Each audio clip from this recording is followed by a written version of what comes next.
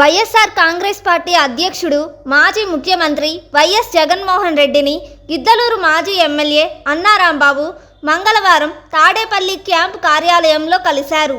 ఈ సందర్భంగా ఎన్నికలకు సంబంధించి పలు విషయాలను జగన్మోహన్ రెడ్డి దృష్టికి తీసుకెళ్లారు.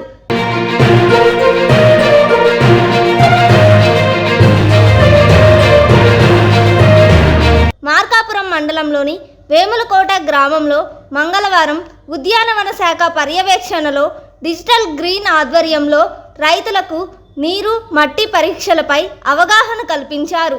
ఈ సందర్భంగా డిజిటల్ గ్రీన్ జిల్లా కోఆర్డినేటర్ కమలాకర్ మాట్లాడుతూ మట్టి పరీక్షలు ఎలా చేయాలి, వాటి ప్రయోజనాలు తదితర విషయాలను రైతులకు వివరించారు.